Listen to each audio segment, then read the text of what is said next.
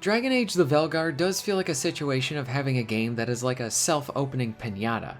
Anytime I turn a corner and see something new from the game, it only gets worse. First, we had reviews from the big media critics say, like in IGN's review, they liked the representation of the non-binary experience, and found that it wasn't pushy or anything like that. And yet you can all easily point to several examples where this is in fact a lie. I could believe if there was more of an isolated incident that maybe it was a bit harder to discover, but when you have one character have most of their story centered around their identity, and then multiple situations where it feels like the game is providing a lecture to the player, yes, that is in fact more propaganda and less entertainment. But for the case with Dragon Age having horrible writing, it goes far beyond that. Just look at the mistreatment of Varric as a great example of this, a beloved character from Dragon Age 2, easily one of the best aspects of that game. He was able to continue on in Inquisition, remaining as another strong point there, but then once a new set of writers was able to get a hold of him, they weren't able to really do anything with him. We saw a character many of us loved that is then tossed aside like there is no love, weight, or gravity left behind him, like he has no history, and that reflects upon the writers as not respecting the character and world itself. All those things are bad, and probably equally bad in different ways, but something that is absolutely insulting is the use of the secret ending to Dragon Age the Veilguard. To spend all that time getting there, and for what? What was the point of it? For fans of the prior games, for those that just want good games and enjoyable stories, this type of thing spits in your face and tells the players they do not matter. Quelled, the sun dimmed, the wolf defanged. At last, we have balanced.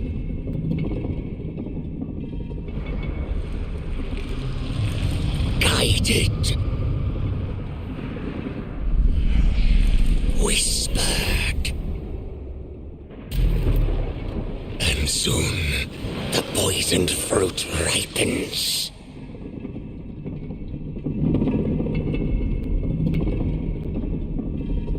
We come.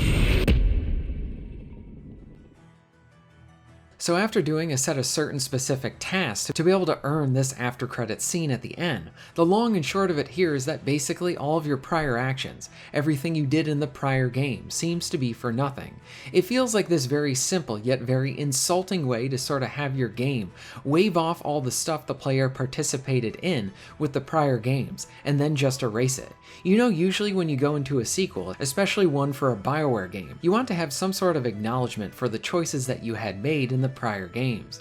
I understand that the Dragon Age games were not a planned trilogy like say the Mass Effect games. Even those games, while great, still struggled in areas of having choices too at times. But this right here for Veilguard feels like the exact opposite of something that you would do for a sequel in a franchise that we have not seen an entry for 10 years. Oh, have you waited for the next Dragon Age game? I can't wait to see what they're going to do with it next. What exciting new adventures will we have there? Then you hit the end of the game. Doesn't really matter if you enjoyed Veilguard or not at this point. You reach the end and you are greeted with a final cinematic that in about a minute wipes away all of the good, choices, and all of that from the prior games. Like as a longtime fan, this makes me furious. How is this respecting the series? How is this respecting the player's time? How does this leave any of us with any sort of confidence that a potential sequel to Veilguard could actually be good in any way, when you just wave your hand and everything is now retconned and gone now? I am really getting sick of seeing this trope within stories of the last few years, where things are trying to recontextualize stuff that happened before, and that it was actually at the hand of another shadowy figure that was written in after the fact and not really planned as part of the original design. It feels like a dumb way to try and connect everything after the fact. It feels forced. Now sure, there are instances where something like this can work. Tropes are tropes, and it depends on how you execute them.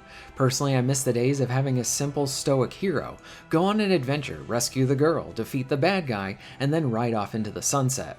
I want more of those tropes to come back. We need more traditional stories of just good versus evil in our entertainment. But circling back to Dragon Age, this feels like another situation where a new set of writers comes in and they want to have a blank slate. They do not have the talent to make it on their own with their own IP, because if they tried something like that, that game would probably fail. But here we have a new set of writers that come in to tell a story from a legacy series, because this legacy series already has a built-in fan base. Those players are then held captive because they want more of what they had before. and yet the writers at the helm are only interested in their own self-interests. There's no respect given to the lore, canon, its history, and even the prior game's player choices. These writers have invaded the space, and now something that we all loved is then captured, and it turns out to be something that we really don't want. What feels even more deceitful about the entire thing, this final ending, is that it's essentially buried into the game. You don't really get this until the very end. It's not like you see this sort of harsh retconning early on, so that you can drop the game right there. You know where this is headed at that point.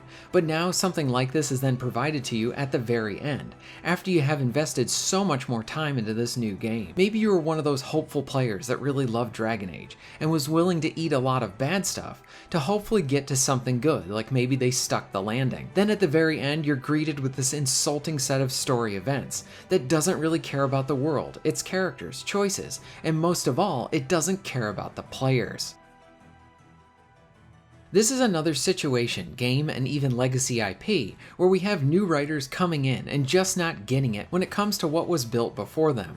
Yeah, sure, if you look at the list of writers, there are some historical older BioWare talent still there, even on Veilguard.